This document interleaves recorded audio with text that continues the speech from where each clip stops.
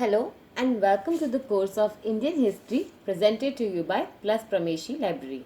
Here is something about me, your mentor for this course. My name is Supriya Singhal and you can contact me on Instagram. So this is my blog by the name of Crispy Stories. Here you can message me also. Now, we have already studied a lot, okay, in history. So we have covered Delhi Sultanate. We have covered how Delhi Sultanate itself composes of five dynasties.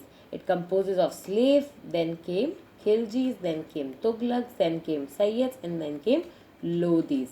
Now, after these dynasties, we will study that what was the impact in the Delhi Sultanate. Like how did they change India? Like, did they bring any new art and architecture? Did they change the society? How did they administer the own, their itna vast empire? So we'll study how Delhi Sultanate, under Delhi Sultanate, how was the India as in the part which they were ruling. Okay, so let's start.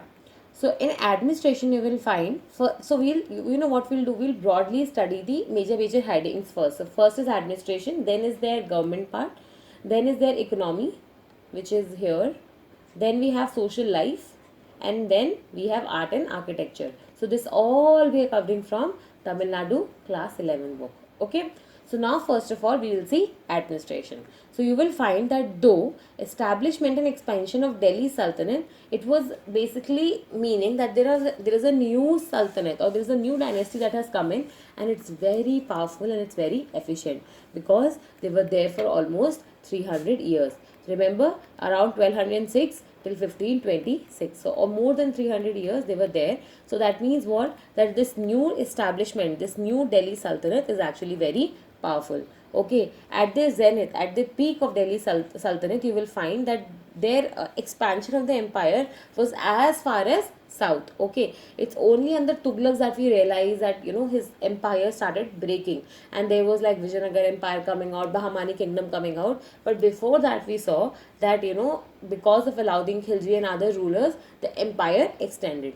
Okay, although the Delhi Sultanate had disintegrated, but we know that their administrative system was so powerful that even though Vijayanagar and Bahmani kingdom and other small kingdoms separated, you will find that they actually continued with the Delhi Sultanate administration style. Why? Because these kingdoms were once under Delhi Sultanate and they knew that the administration system was quite powerful. Okay, so they wanted to continue the same administration system even though they separated from the Delhi Sultanate. Okay, and not only this, not only like these kingdoms, independent kingdoms, but also after Delhi Sultanate came the Mughal Empire, and even in the Mughal system you will find that they also followed the same administration. Okay, the Delhi Sultanate was an Islamic state because we know that they followed the religion Islam. Okay, the sultans, they considered themselves as representatives of caliph. We know that they included the name of caliph in the khutbah or the prayer. Okay, and this they used to inscribe it on their coins also. Now, although you remember the Balban, the fourth one in the slave dynasty, he called himself as the shadow of God, and this was once asked in the state services examination, not UPSC but state services. And he also continued the practice of including the name of caliph in the khutbah as well as coins. So whenever they are praying, whenever they are issuing coins, they're including the name caliph, which means basically Khalif, like their Khalif is actually the Islam world's Khalif is actually someone who is supporting them. Okay, Iltutmish, Muhammad bin Tughlaq, and even Firoz Shah Tughlaq, they all obtained this letter, okay, from Caliph himself, or that, okay, fine, that letter in the sense for what? So Caliph is basically approving of their rule. So Muhammad bin Tughlaq, Iltutmish, and this Firoz Shah Tughlaq, they all got like a letter signed from the Caliph that, okay, fine, that one of their representative is only ruling this particular part. Then you have this office of Sultan, which was also very important for administration system. Why? Because how much ever decentralized you go, still the power and authority will still lie with the king, because that's the form of monarchy. Okay, that is why you will find that this office of Sultan was very important, specifically for administrative affairs. It was the ultimate authority for administration, for military, for legal, and for all political activities. Okay, there was no clear law of succession, and this is something that you will find in Mughal Empire also. Okay, Mughal Empire also had no clear law of succession, because for them they did not follow this rule that the entire property should go to the elder brother or eldest brother. So they used to basically they believed in dividing the property for everyone, and this led to a lot of wars in between brothers. Okay, so this is something that we saw in Mughal Empire also. Now there was no clear law of succession, and all the sons had equal claim to the throne. Iltutmish, he nominated his daughter, remember, Razia Sultan. She ruled for 4 years, but obviously such nomination was not accepted by nobles, because nobles were basically the Chalisi created by Iltutmish himself, and those Chalisi did not approve of Razia. How will, like that time, imagine a woman coming out in, like removing her veil, coming wearing like men's clothes and fighting in the battlefield, something very unacceptable. Now sometimes we will find these ulemas. So ulemas are like these religious leaders, like just like we have priests for Hindus, we have ulemas for Islam. So you will find that these ulemas, they played a crucial role, because how can I say? So these ulemas are actually, influencing the king. Okay, so the king used to ask them very important questions, and these people can easily you can say manipulate the king also. So you will find that these ulemas were very if they want, and if they become cruel, then you can say that there will be problem in the empire, and this you will see in Mughal Empire. Like after Aurangzeb's death, okay, like I've gone so ahead from 1206, I've jumped to 1706. Okay, so that time, almost 500 years later, you will find that after Aurangzeb's death, the most important point was that these ulemas became really powerful, and they started to make or break the kings. Okay, so you will find that these ulemas actually played a role in accepting the succession, because until and unless they approve, obviously the one who is acquiring the throne, he will not be that satisfied. And however, you will know that the military superiority was the one factor which remained the most important factor for succession, because a person who had the control over military would even control ulemas. Okay, now you have central government. So the Sultan, he was assisted by a number of departments and officials, because we know that he cannot like only by himself actually take care of the entire empire. So the post of Naib was most powerful one. Okay, so here what we'll do is we'll just start making a diagram so that it's easy. So there was a post of Naib. Okay, who, see, you can say that the on the top is Sultan, just under him is this Naib. Now this Naib person, he's actually like, you can say, mini Sultan, because he has lot of powers. Okay, and he is the one who is like having so many departments under him. So before these departments go to Sultan, they go to Naib to discuss their religion, like they discuss their matters, and only the most important matters go to Sultan. Okay, so now you understood, like some we say na, light hand, left hand, so something like that the Naib was. Okay, now next to Naib was this Wazir. Now Wazir, as we know, is basically for someone finance department. Okay, and this finance department was also called as Diwani Wizarat. Okay, so Wazir we know is for finance, therefore Wizarat will be for finance department. Now the military department we already know was established by whom? You need to tell me in the comment section. You remember that who established the military department, who established the agriculture department, and what were their names? So now this Devane Ars, which is the Ares or Ars, which was the military department, is established by so this you need to tell me in the comment box. Okay, so the military department called as Devane Ares was established, and it was headed by Arzi Malik. Okay, and he was the one who will take care of recruiting the soldiers. He will be the one finally keeping a check on the entire military department. Okay, but this person, this Devani Ariz Malik person, he's not the head of army, because see, there are two things in army. Army, a thing is to fight in the war, okay, and then lead the war in the front along with your army, and second is to basically prepare the army, to keep a check on army, to give them weapons and stuff. So this administration part of army is different versus the war part of army. So this administration part of army is taken care by Arze Mumalik. Okay, the Sultan himself like was the chief commander of army, because he will be leading the battle in the front. Okay, and this is what happens today also. President is the commander in chief of all the three forces.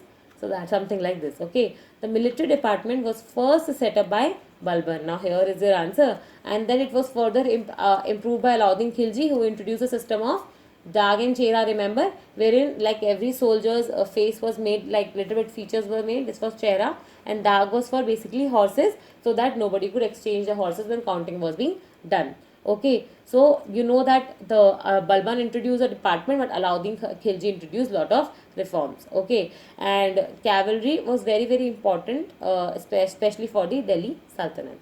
Now you will find that Diwani Rasalat, it was a important department for religious affairs that we have studied. So we have studied everything. What we are doing is we are consolidating and seeing in together as a whole what were the changes brought about by the Delhi Sultanate. Okay, so Diwani Rasalat. So now we have Diwani Ariz done, and here you can write basically Ariz Mumalik. Okay, now after this what you will have is Diwani Risalat. Now, Diwan Rasalat is basically religious affairs, and this was hired by the Sadr. Okay, Sadr is the person. So, he basically, since he is the one who is heading it, so it was called as the Chief Sadr. Okay, and now tell me, if somebody is heading the religious affairs, how will the mosque get a place to build a mosque, right? So obviously the grants will be given by this by the other departments to this department, or the so that they can build mosques, they can build tombs, they can build madrasas. So something of that sort you can see happening here also.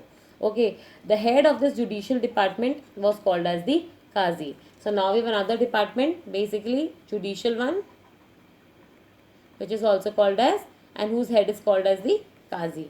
Okay, the other judges or Qazis, they were appointed by various, like you can say, like various parts from Delhi Sultanate itself, and the Muslim personal law, the Shariat law, was actually followed in the civil cases. Okay, the Hindus, since they were obviously Hindus in this empire also, so they were governed by their own personal laws. And this is the most beautiful part, that even though Delhi Sultanate we saw is spreading of Islam, but they are not governing Hindus according to Islamic law. Okay, they're only governing Hindus according to their own personal laws, and you will find that here, because Hindus were also living, for them village panchayats was like the you can say a most important body, because lot of cases were disposed by the village panchayats itself. The criminal law was based on the rules and regulations. Obviously, you cannot just punish someone. You need to have some rules and regulations established. And there was one more department here. I'll only add, which is Department of Correspondence. Okay, which is this Diwane Insha. Okay, so you will write Diwane Insha. What is it? It is a department of correspondence. Okay, and what will the correspondence do? So correspondence is obviously between the ruler and his officials. Okay, so this department of correspondence was responsible for communication. Okay, between the ruler and his officials. So tell me, do we have a department of correspondence today for IAS officers and the seniors? Tell me in the comment box. Okay, then you have local administration. The provinces under the Delhi Sultanate, they were called as the Iktas. And now from here you will need to make a diagram again. So you know that Delhi Sultanate is like a vast state, and it will have lot of provinces. Okay, and these provinces will be called as Iktas. Okay, and who will control them? You will find that obviously, see it's like a bigger province. Now you can imagine India and then states. So states are also controlled by, basically now they are controlled by the political representative of people, but earlier they must be in the head of some powerful people, so they were called as the Iktas. Okay, they were initially under the control of nobles, but we know that soon nobles were replaced by governors, and these governors basically who were controlling Iktas were called as Muktis or Walis. Okay, now what was this job of Mukti or Walis? So he or she, they had to maintain first of all the law and order in their respective Ikta. Secondly, whatever like Ikta can produce as a revenue, they needed to collect that land revenue and then present it to the king. Now these provinces or these states were further divided into districts. Okay, and these districts, okay, were called as sheiks.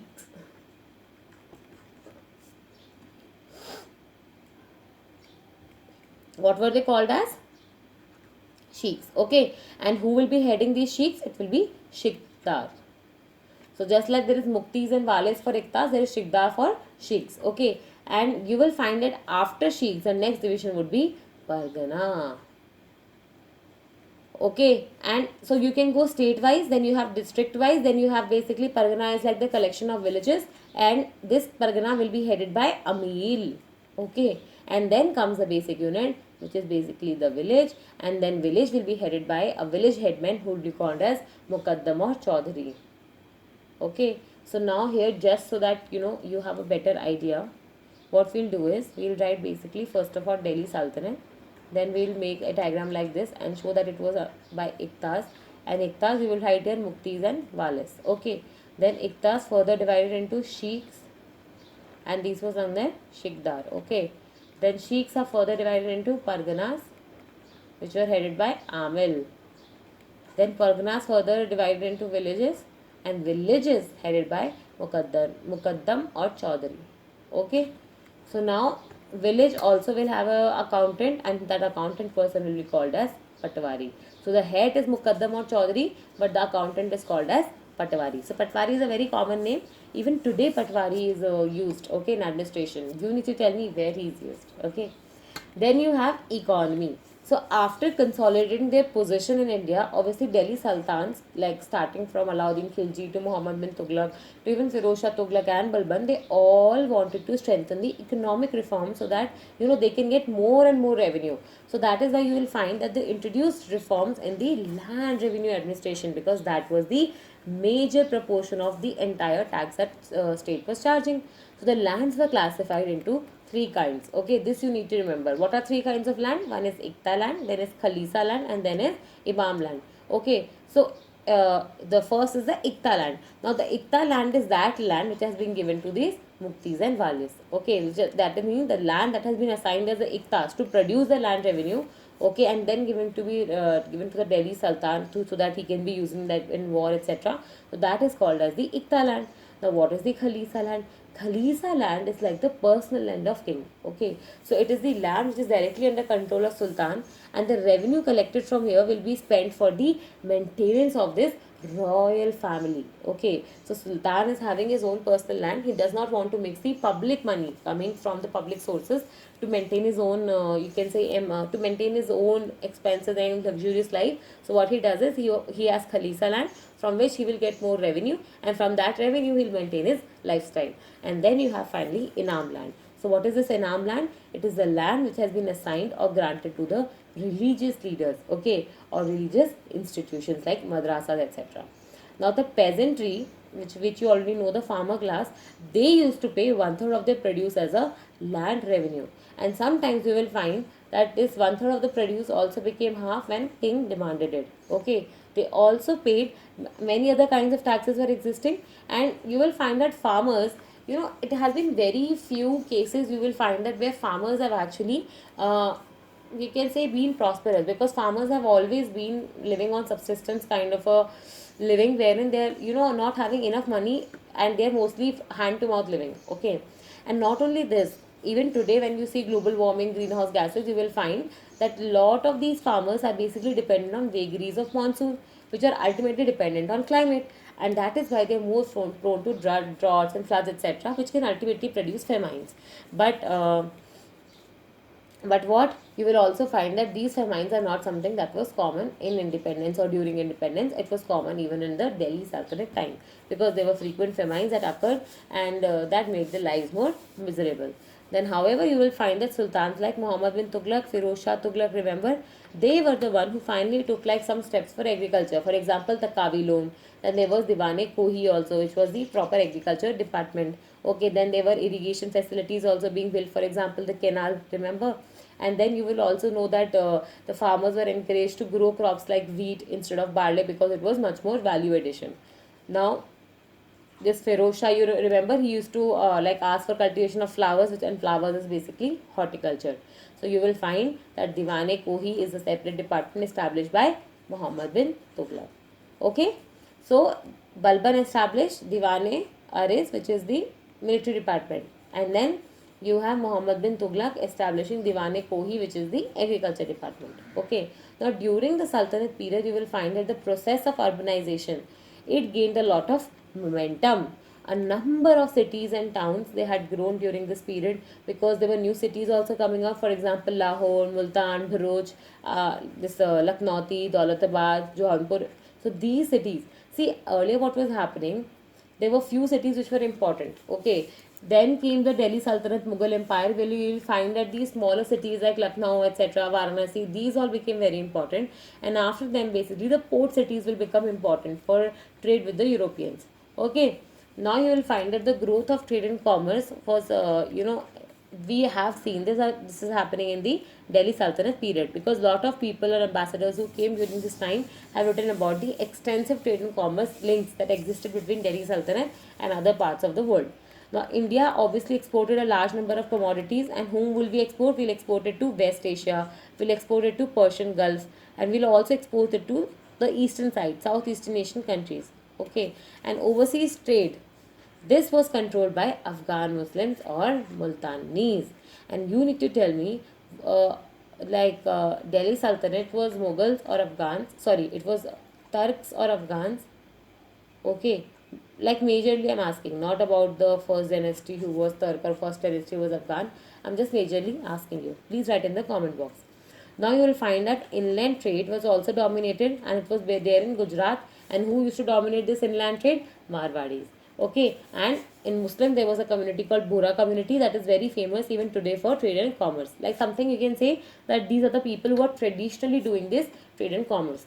Now, construction of roads and their maintenance also facilitated smooth transportation as well as communication, because that time telegram, telephone, this did not exist. So, how will people communicate with each other? How will people know the news of somebody giving birth to someone or somebody dying? They used to basically send a horse or send like a person, and who will walk like kilometers and kilometers and finally reach the destination. Okay, particularly you will find that these royal roads, they were kept in a good shape, because obviously these were the roads which will be used by the royal people. Sarais or rest houses. So have you heard of Katwaria Sarai?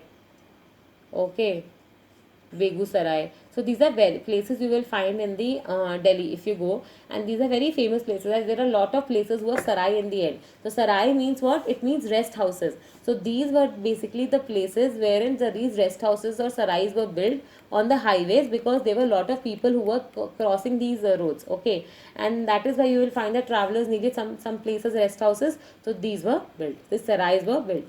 Then you have basically the industry of fiber. So you will find that cotton as well as silk industry, they both flourished in this period.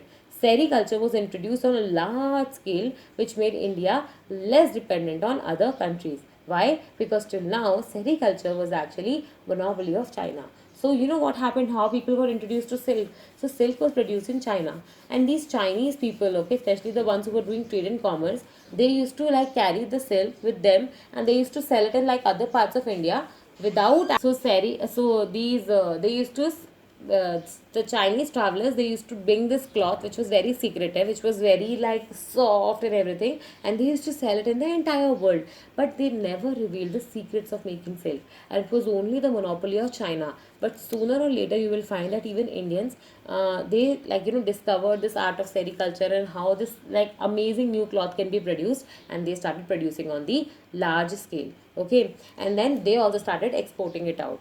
Then you will find that paper industry had also grown that during this time, and there was an extensive use of paper from 14th and 15th centuries.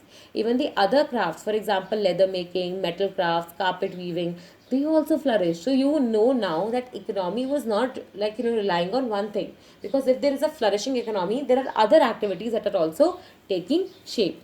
Okay, then you had these karkhanas, and these karkhanas you will find even in the Mughal Empire, because those that time the karkhanas will become basically the places of art and architecture where people will come, the painters will come, they paint, etc. And these karkhanas became very like you can say vibrant culture of Mughal Empire also. And now you are seeing that these royal karkhanas, they supplied the goods that were needed to Sultan and even his household. Okay, they used to manufacture these items of gold and silver, and you can say that like those items which will not be used by the general public, so Sultan has like a separate place where he's ordering the like things that he wants, and then those karkhanas are preparing it and selling it to Sultan.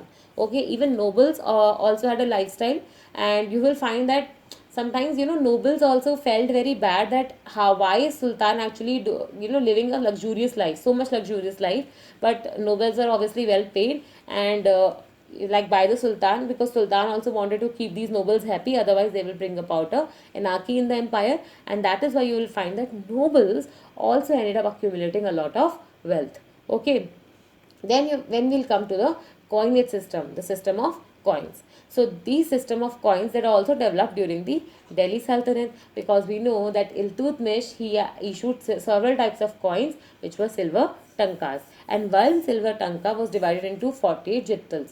So one there is silver tanka divided into 48, sorry, then 48 jittals.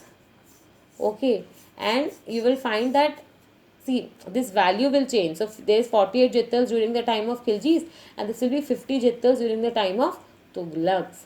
Okay, so this you don't need to remember, but you need to remember that silver tanka was in a value greater than the jittals. Okay, and these jittals are copper jittals. Okay, then you will find that there were gold coin also, which were called as dinars, and they also became popular, especially in the reign of Alauddin Khilji after he conquered the southern Indian empire. Okay, now the copper coins were less in number, but still you will find that they were present. Okay, Muhammad bin Tughlaq, he was the one who introduced this concept of token currency, remember, which utterly failed. Like, he used to give people copper coins and mark them at the value of silver, and that is why there was a shortage of silver in, once more, which he wanted to actually remove. And then you will find that almost 25 varieties of gold coins were issued by Muhammad bin Tughlaq himself. So what you have seen is that coins are called gold also, silver also, copper also. Copper jittal, silver tankas, gold dinars. Okay, and you need to remember which is what. Then comes the social life. So there was a little change in the structure of Hindu society during this period. Okay, so since, see, you can see now Delhi Sultanate majorly being Islamic. So you will find that Islam as a religion got established in India. There were changes in that particular era, but Hindus, not many changes were there, right? The traditional caste system that existed with Brahmins on the top and Shudras on the bottom, it still existed.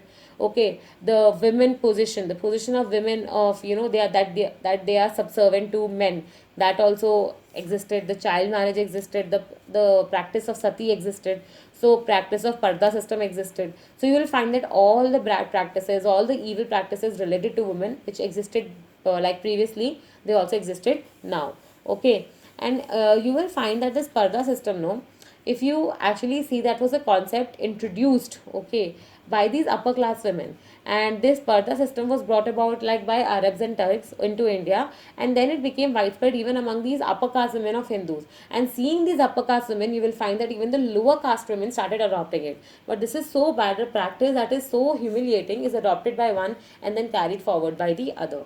Okay, then during the Sultanate period, the Muslim society remained divided into several ethnic as well as the racial groups. Okay, the Turks, you remember I told you, Turks, Iranian, Afghans, Indian Muslims. So these were all the factions. So see, Muslim, just like Hindus, you have Brahmin, Kshatriya, Vaishya, Shudra. Even Muslims have certain sects. Okay, like as in the people who have Turkish origin will be called Turks. The people who have Iran origin will be called Iranis.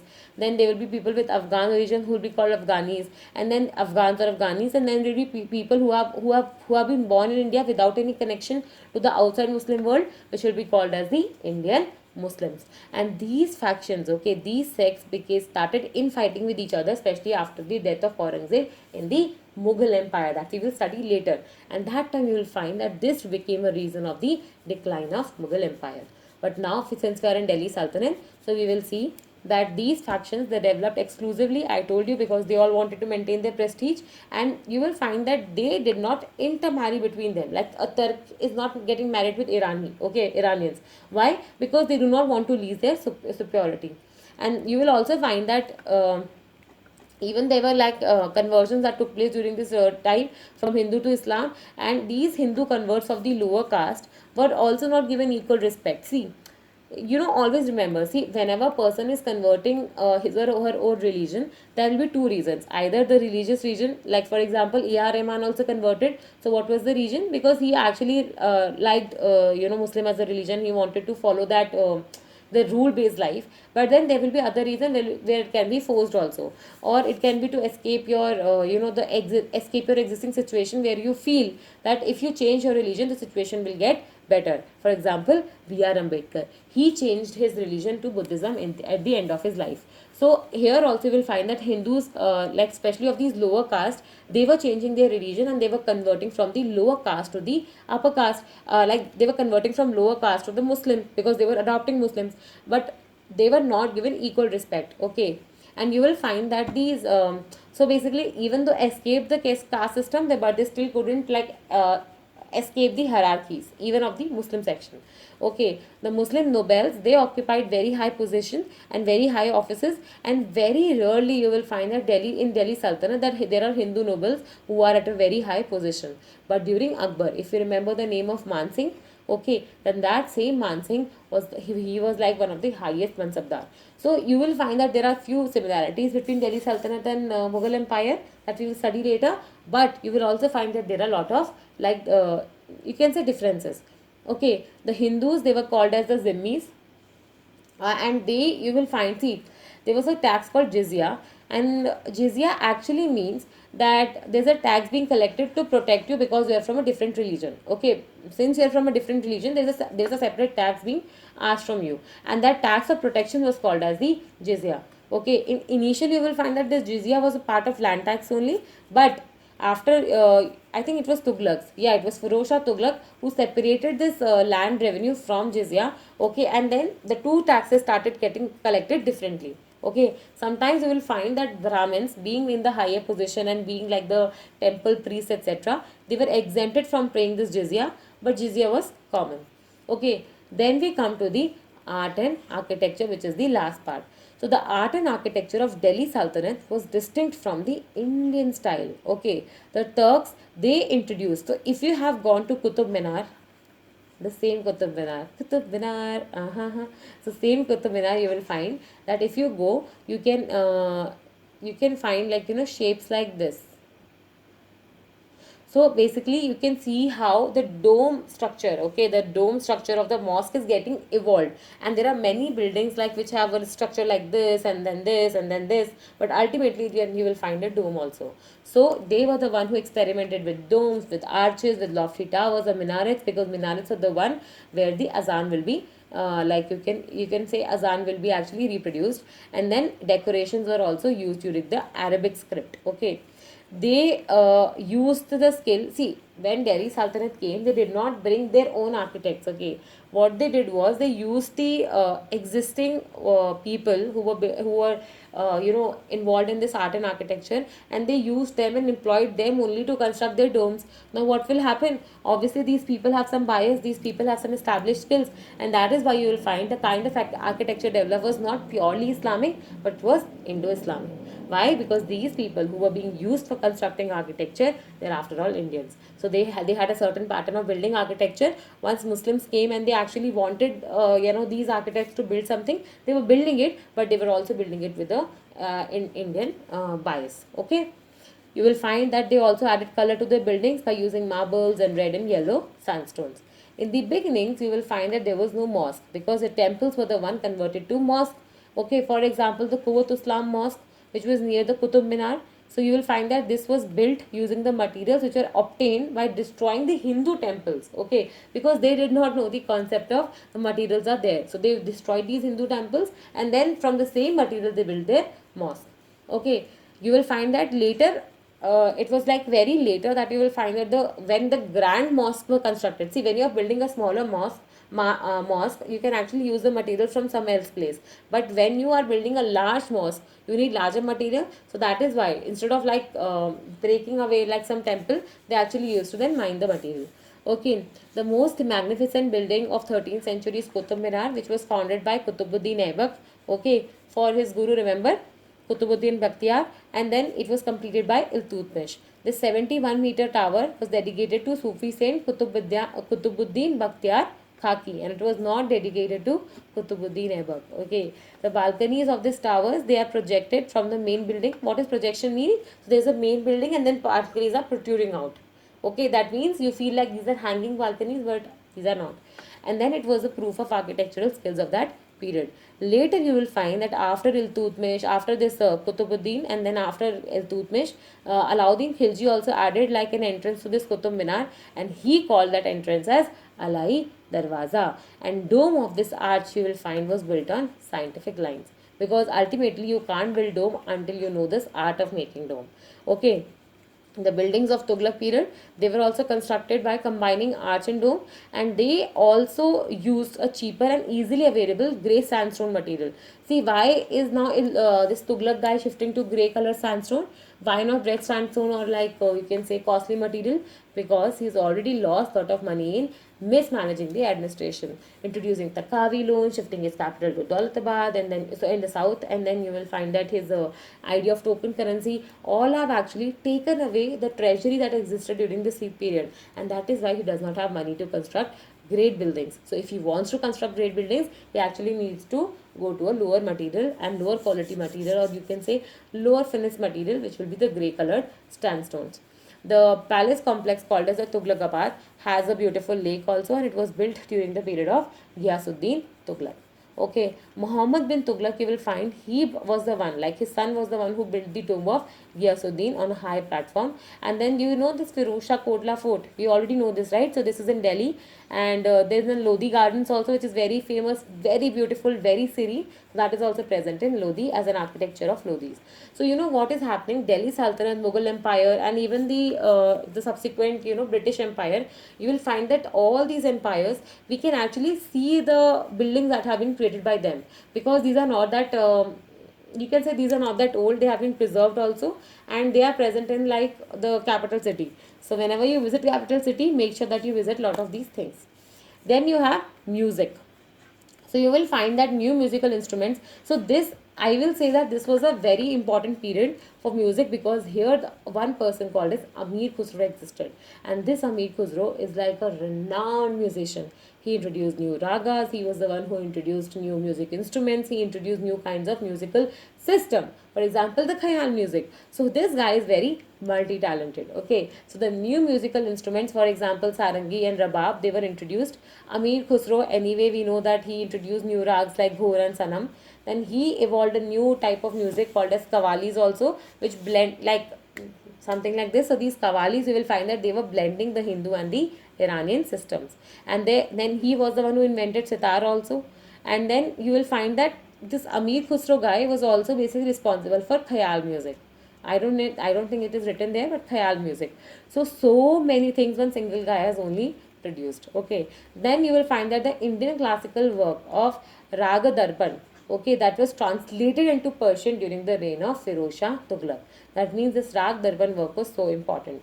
Then you have Pir Bodhan, a Sufi saint who was one of the greatest musicians of this period, and that also existed. Raja Man Singh of Gwalior, he was a great lover of music, and he encouraged the composition of a great musical world called as Man Kautahal. Okay, so this Man Kautahal, you can also, I think this is present in the MP board also. Like if you are from MP and if you are planning to give this MP State Services examination, then you will come across this Man Kautahal.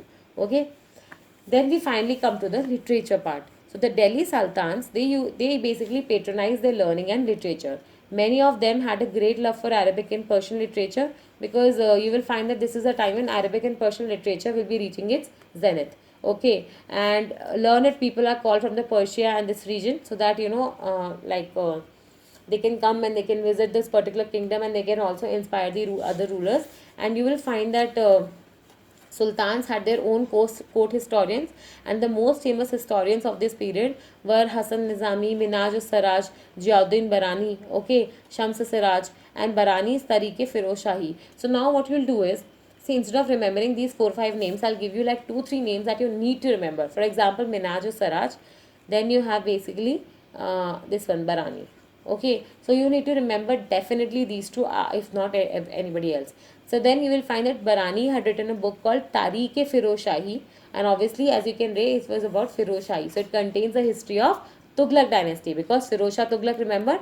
And then you will find that this Minaj Saraj, he wrote Tabaqat-e-Nasari, which is the history of Muslim dynasties in general. So Muslim dynasties in general, like, which is a larger work written by Minaj Saraj, and in that a smaller work of basically you can say Tughlaq dynasty is written by the Barani. Then you have Amir Khusro, who was a very famous Persian writer. So he's not only a musician, he's also a writer, and he wrote a number of poems. He started a new style of poetry also, which was called as the Sabake Hind, or the Indian style. okay, which is different from the Persian style. He also wrote Hindi verses, and you remember that there's a line like Jannat hai Amir husto, like in on this earth, if there is a place where Jannat is there, it is actually Kashmir, and that particular line was given by Amir Khusro. Okay, so you will find that Amir Khusro's Khazane Futu. Okay, it speaks about the Alauddin's conquest, that what he did, and his famous work Tughlaq Nama. It deals with the rise of Ghiyasuddin Tughlaq. So who wrote Tughlaq Nama? Amir Khusro. Then you will find we have Sanskrit and Persian function, like Sanskrit and Persian works also being written, and Zia Naqshbi, he was the first one to translate the Sanskrit stories to Persian. See, there's no Persian literature as such existing. What you're doing is you're having like these different literature in other languages, and you are converting that to Persian so that you can actually have a great, you can say, literary work present in your own language for the people to read also. There was a book called as the Tutu Nama, or the Book of Parrot, and this has been asked in the UPSC, which became very popular and got translated into Turkish and later into other European languages also.